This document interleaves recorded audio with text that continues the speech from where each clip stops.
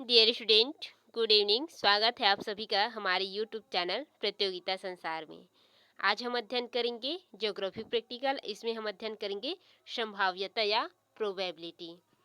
तो ये जो प्रोबेबिलिटी है इसको हम सामान्यतः अपने लाइफ में संभावना के रूप में व्यक्त करते हैं कि आज ये हो सकता है या ये होने की संभावना है। इस प्रकार से इसी को प्रोबेबिलिटी कहते हैं। सबसे पहले इसका सामान्य परिचय अध्ययन करते हैं, इसके बाद इसका अर्थ, परिभाषा, महत्व अध्ययन करेंगे। सामान्य परिचय। मानव जीवन क्या है? अनिश्चितताओं से भरा हुआ है, यानी कि परिपूर्ण है। अपने भविष्य के बारे में मानव को कुछ भी वास्तविक ज्ञान नहीं है और न ही उनके पास इतनी शक्ति है कि वो अपने भविष्य के बारे में जानकारी ले सकें। लेकिन इसके संबंधित जो भविष्य की घटनाएं है उससे संबंधित उसके प्रति हम अपना कुछ अनुमान व्यक्त करते हैं, उसको प्रायिकता के नाम से जाना जाता है या संभावना कहते हैं। भले ही वह अनुमान क्या होता है 100% गलत हो या 100% सही हो, लेकिन अनुमान जारी करते हैं, इसी को कहते हैं प्रायिकता या संभावना। यदि हम यह जान सकते हैं कि कोई घटना भविष्य में क्या रूप लेती है तो हमारा कुछ जीवन क्या हो जाता है, वो सरल हो जाता है कि इस समय इस प्रकार की घटना होगी तो हम इससे सावधान रहें। भविष्य की ओर देखते हुए किसी भी घटना होने या ना होने की व अनिश्चितता के बारे में, जैसे कि कल क्या वर्षा होगी, इन सभी बातों का उत्तर क्या करता है, जो उदाहरण लिए हैं तो इसका एग्जाम्पल वर्षा की एग्जाम्पल, तो इसमें उत्तर कौन देगा? जो मौसम विभाग है वो अधिकारी देता है, अपने यंत्रों की सहायता से देखता है और कहता है कि हाँ, संभावना व्यक्त किया है, यानी कि वर्षा होने की संभावना हो सकता है। तो इसके आधार पर जो हम क्या करते हैं, इसको दैनिक जीवन में प्रयोग करते हैं। जैसे कि हमारा फसल वगैरह काटना होता है तो हम क्या करते हैं, वर्षा को देखते हुए उसको रोक देते हैं, फसल वगैरह काटना। तो इस प्रकार से इसका क्या करते हैं, हम संभावना का प्रयोग करते हैं। फिर है संभावना का अर्थ। प्रायिकता या संभावना शब्द का प्रयोग मानव जीवन में बहुता से होता है, मतलब बहुत अधिक होता है। प्राय यह कथन कहे या सुनने को मिलता है कि कल वर्षा होने की संभावना है। यह संभावना संभवतः द्वितीय श्रेणी में उत्तीर्ण हो सकता है, लेकिन इसमें क्या होता है, सभी कथनों में अनिश्चितता व्यक्त की गई है, यानी कि इसमें अनिश्चितता है, लेकिन कुछ में क्या होता है, वास्तविक भी होता है, निश्चित भी होता है। जैसे कि उदाहरण के तौर पर यदि हम सूर्य को ले तो सूर्य को निश्चित यह होगा कि प्रतिदिन पूर्व से निकलता है और पश्चिम में डूबता है, ये क्या है, निश्चित है। लेकिन हमारी संभावना क्या होती है, अनिश्चित होती है, यानी कि 100% सही नहीं होती, इसीलिए उसको अनिश्चितता कहते हैं। फिर है संभावना की विशेषता या उसका विकास और महत्व। तो संभावना का जो सिद्धांत है वो विधिवत अध्ययन की प्रेरणा सर्वप्रथम 17वीं शताब्दी में यूरोप के जो जुआड़िया है और जो सटेरिया है, मतलब सट्टे वगैरह खेलते हैं, उनकी ओर से आई थी, जो भाग्य लक्ष्मी पर विश्वास करते थे। और कुछ जुआरी जो है जीतने के अवसरों की संबंधी समस्याओं का समाधान करने के लिए तत्कालीन जो प्रसिद्ध गणितज्ञ थे उनके पास जाते थे। उस समय के जो प्रसिद्ध गणितज्ञ थे उसमें पास्कल, गैलीलियो और फार्मेट जैसे प्रसिद्ध गणितज्ञ ने अपनी संपूर्ण जीवन इन्हीं समस्याओं को हल करने में लगानी शुरू कर दी और यहीं से संभावना का सिद्धांत का प्रारंभ हुआ। और इस अविकसित सिद्धांत को आगे बढ़ाने के लिए तथा विकसित करने के लिए 19वीं शताब्दी में प्रारंभ में जो है फ्रांस के प्रसिद्ध जो विद्वान है लाप्लास और जर्मन गणितज्ञ ग्रास, इन दोनों ने क्या किया, इसको आगे बढ़ाया। और बाद में इनके अलावा जो फिशर है, कार्ल पियर्सन है, इन्होंने भी क्या किया, संभावना का सिद्धांत व्यक्त किया। इस पर आधारित एक सिद्धांत प्रतिपादित किया, प्रतिदर्श सिद्धांत, और उसका विकास किया। और वर्तमान में क्या है, ये व्यापक व सुप्रायिकता सिद्धांत विद्यमान है। आजकल इस सिद्धांत के महत्व जुआरियों सटोरियों तक ही सीमित नहीं है, बल्कि ये वर्तमान मानव जीवन में भी आ चुका है। तो ये इसका क्या है, महत्व है। अब इसको महत्व को कुछ विद्वानों ने बताया है अपने तरीके से, तो वो अध्ययन करते हैं। इमाइल, बोरेल, इनके अनुसार जो संभाव्यता है उसके महत्व को देखिए। संभाव्यता सिद्धांत का महत्व केवल ताश अथवा पाशा खेलने वाले जो व्यक्ति है उनके तक ही सीमित नहीं है। जो ताश और पाशा खेलने वाले जो व्यक्ति है वो क्या है, संभाव्यता के जनक कहे जाते हैं, क्योंकि सबसे पहले प्रारंभ किसने किया था, जो ताश और जुआ खेलने वाले जो व्यक्ति है उन्होंने अपने जीतने की जो संभावना है उसके लिए किया था। वरन उन सभी जो कार्यशील व्यक्ति है, उद्योगी है या अध्ययन है या सेना नायक आदि है, इनके लिए भी उनका महत्व है, जिनकी सफलता निर्णयों पर निर्भर करती है, जो स्वयं के क्या करते हैं, स्वयं को कारकों पर निर्भर करते हैं। प्रथम ज्ञान अथवा गणना योग्य तथा द्वितीय अनिश्चित तथा संभाव्यता, ये दोनों इसके तत्व है।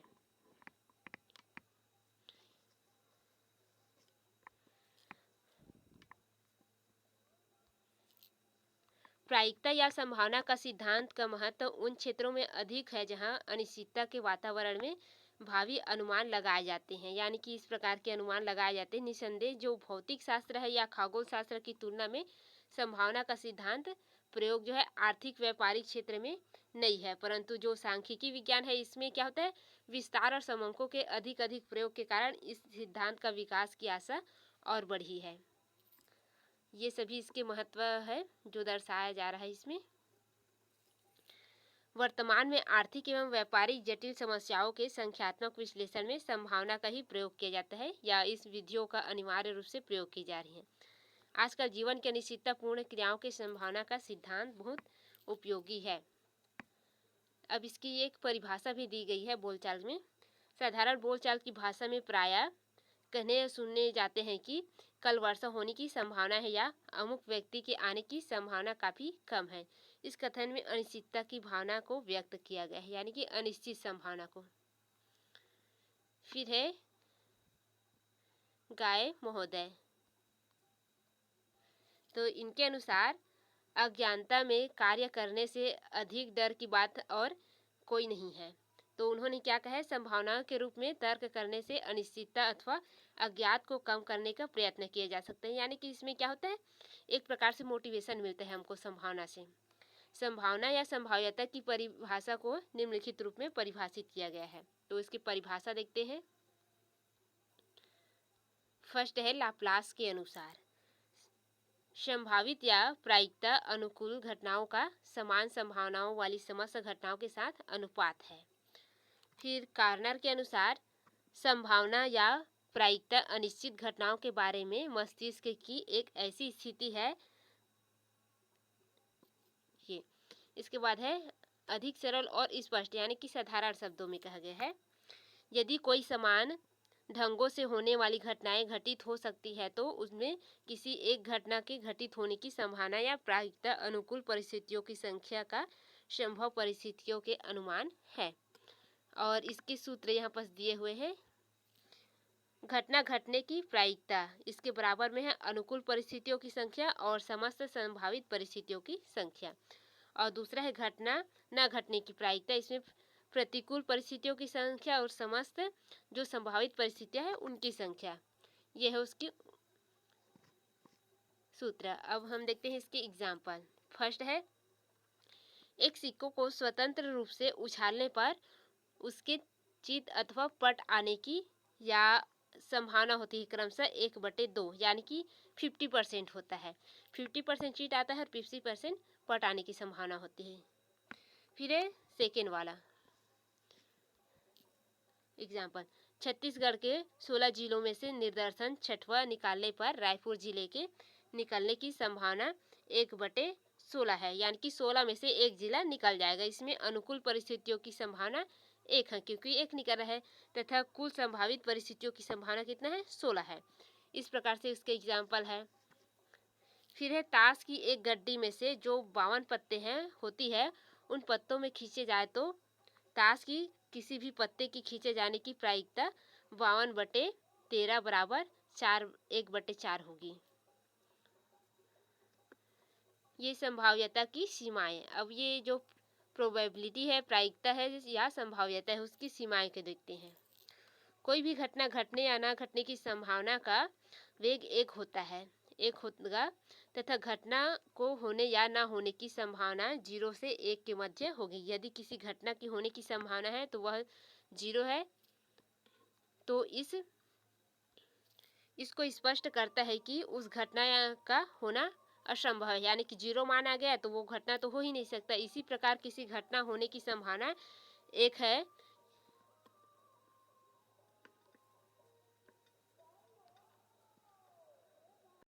होने की संभावना यदि 1 है तो इस बात को प्रकट किया जा सकता है कि इस घटना की घटने की निश्चितता है या घटित होने की निश्चित संभावना है।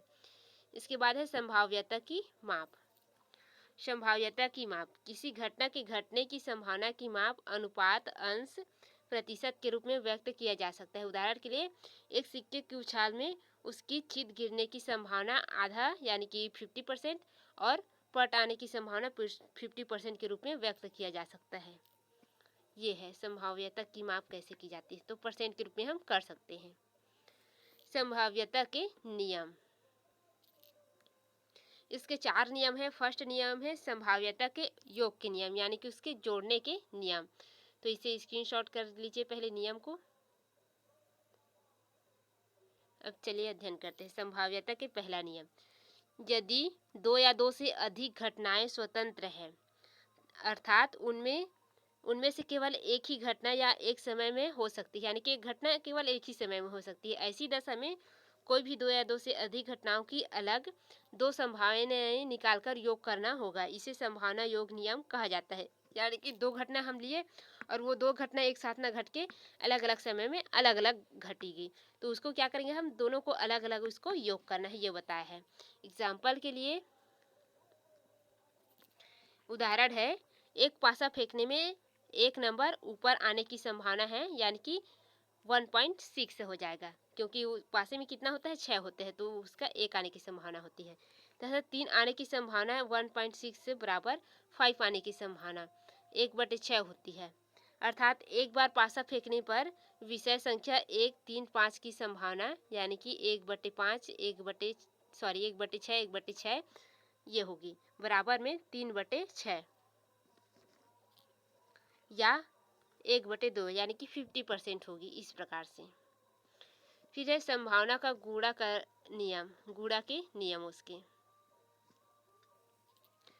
ये गुणा का नियम, कभी कभी हमें यह ज्ञात होता है कि 2 या 2 से अधिक घटनाओं के एक साथ या एक के बाद एक निश्चित क्रम में होने की संभावना होती है, यानी कि ये घटना लगातार होगी ही लाइन बार। ऐसी दशा में हर घटना की संभावना निकालकर उन सब संभावनाओं का गुणनफल निकाल लिया जाता है। इसके पश्चात क्या करते हैं, गुणनफल निकालकर उसके नियम कहते हैं, उसको निकालना ही गुणनफल नियम कहलाता है।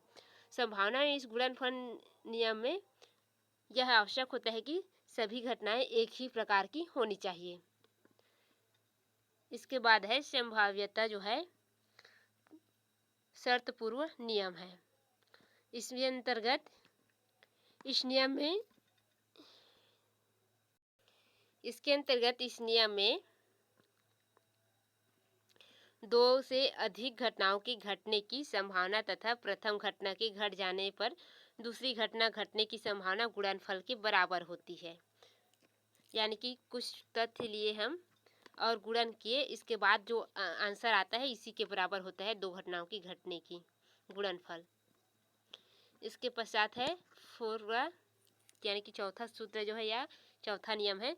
कभी कभी जो समूहों में से एक न्यायादर्श चुनकर न्यायादर्श में इसी घटना के घट जाने की संभावना है, जैसे कि 52 में 4 पत्ती है तो 13 अनुपात या बराबर 13:1 है। सूत्र इसके अनुसार लगाए हैं, क्योंकि इसमें क्या होता है, ताश के इसमें 4 पत्ती निकाले हैं। 4 पत्ती काम होता है उसमें ईंटे हुकुम ईंटे चिड़ी इस प्रकार से होता है, वो 4 प्रकार के होता है। और वो पत्ती कितने होते हैं, उसमें केवल 13 पत्ती होते हैं, तो उसमें से यदि एक निकालेंगे तो वो 1/13 होगी इसके बराबर में, या 4/52 कहेंगे उसको हम। संभाव्यता की घटनाएं, संभाव्यता ज्ञात करते समय 2 प्रकार की घटनाएं दिखाई देती है हमको। फर्स्ट है स्वतंत्र घटनाएं। यदि किसी घटना के घट जाने से आगे किसी घटना के जाने पर प्रभाव नहीं पड़ता तो वे घटनाएं स्वतंत्र घटनाएं होती, यानी कि किसी घटना के घट जाने पर दूसरे घटना में कोई प्रभाव नहीं पड़ता, तो इसके क्या कहते हैं, स्वतंत्र घटना कहते हैं। उदाहरण के लिए एक बार सिक्का उछालने के परिणाम का प्रभाव दोबारा सिक्का उछालने के परिणाम पर नहीं आता, ये क्या है, स्वतंत्र घटनाएं हैं। या माँ का पहला बच्चा लड़का होने पर दूसरे बच्चे का उसका लड़का होने की प्रभाव नहीं पड़ता। फिर है आश्रित घटनाएं। पहले स्वतंत्र घटनाएं देखिए, अब आश्रित घटनाएं दूसरा प्रकार है। यदि किसी एक घटना के घट जाने पर प्रभाव दूसरी घटना के घटने पर पड़ता है तो उस घटना को आश्रित घटना कहा जाता है। उदाहरण के लिए ताश की गड्डी में से बादशाह निकालने की संभावना 52/4 होता है, यानी कि उसमें 4 प्रकार के बादशाह निकलेंगे, या 1/13 होता है। यदि किसी एक पत्ती को लेकर के निकालेंगे तो 1/13 हो गया, यानी कि 13 में से एक पत्ती को हम निकालेंगे। हुकुम का है तो हुकुम का बादशाह निकालेंगे, उसमें बच जाएगा 12, तो इसमें 1:13 बन गए। यदि पहली बार ताश निकालने में बादशाह निकल आता है तो इसी बार बादशाह निकालने की संभावना 52/3 होगा, क्योंकि एक बासा हम निकाल दिए हैं और 3 बासा बचा हुआ है। इस प्रकार से आश्रित घटनाएं कहते हैं इसको। फिर है संभावना का विवरण। सैद्धांतिक आधार पर वितरण दो प्रकार के होते हैं। जो संभावना के वितरण वो है बायनोमिकल वितरण।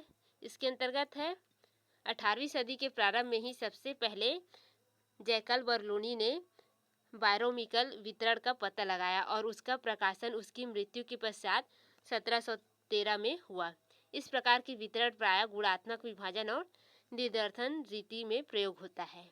इसके एग्जाम्पल दिया हुआ है, इसके एग्जाम्पल को आप स्क्रीनशॉट कर लेंगे। दो सिक्कों का एक साथ उछालना, दो सिक्कों को एक साथ उछालने पर उसकी संभावना इस प्रकार होगी। तो ये देखिए, इसमें सिक्का एक से है और ये सिक्का वाई है, उसको उछालना है इसमें।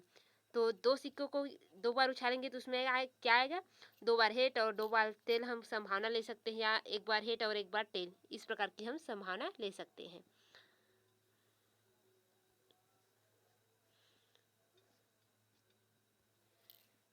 इसमें यदि हम x और जो टी वाई है उसको मान ले तो इस सूत्र में लिख सकते हैं। इसको सूत्र बना दिया है इसमें। फिर है सामान्य वितरण, ये सेकेंड है। फर्स्ट वितरण हम देखे, अब ये सेकेंड वितरण देखते हैं। सामान्य वितरण का विकास सर्वप्रथम अब्राहम मोखरी ने 1667 और 1754 के बीच में किया और इसकी जो समीकरण है वो 1733 में प्रकाशित हुआ। सामान्य जो बंटन सतह श्रेणी के रूप में होती है और इसे जो बाइनोमिकल वितरण से प्राप्त किया जा सकता है यदि निरीक्षणों की संख्या बहुत अधिक हो और किसी तथ्य की आवृत्तियों का सामान्य वितरण हो तो चित्र पर वह एक परीक्षण वक्र बनाया जा सकता है और वह पूर्ण एवं सीमित होता है। इस पर वक्र में दोनों ओर क्या होता है, आधार रेखाएं होती है, निकट होते हुए भी इनमें नहीं छू सकता या नहीं छू पाता। अतः क्या होता है, इसमें सामान्य वक्र बिना निर्दर्थन प्रणाली का विकास संभव नहीं था, इसलिए इस वक्र को संभाव्यता वक्र कहा जाता है। नीचे देखेंगे इसका डायग्राम भी है, इसे आप स्क्रीनशॉट करते चलेंगे। इधर थोड़ा सा थ्योरेटिकल दिया है। संभावना वक्र, इसे भी स्क्रीनशॉट करेंगे।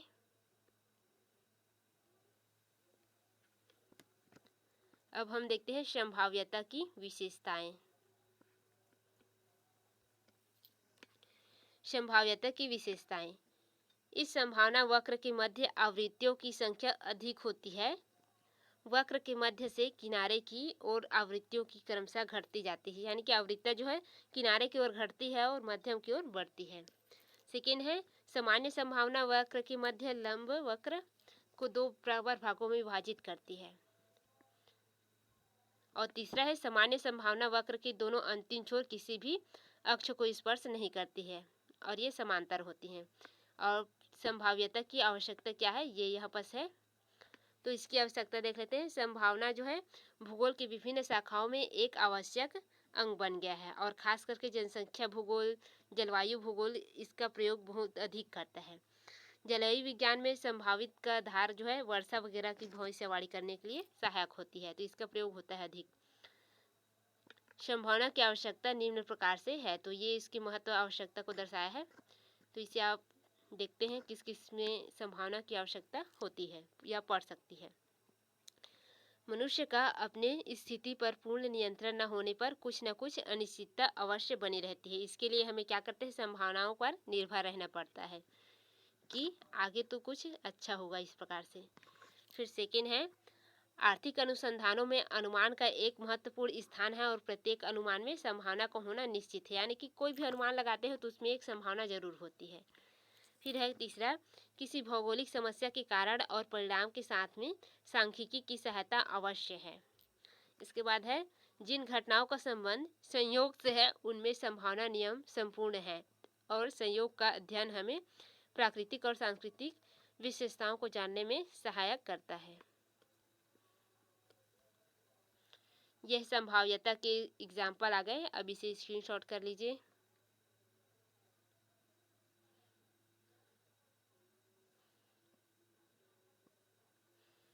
ये इसका हल है।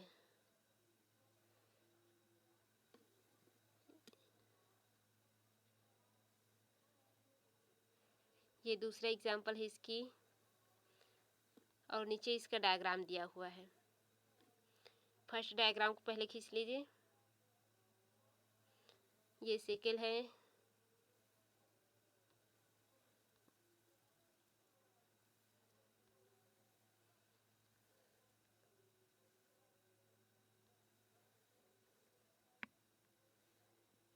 इसके बाद नेक्स्ट क्वेश्चन है,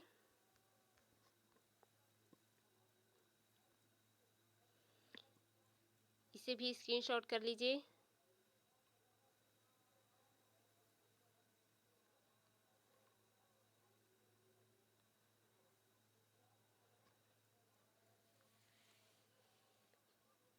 ये एग्जाम में पूछते हैं, आप इसे अच्छे से याद कर लेंगे। और इसका डायग्राम यहाँ पास है।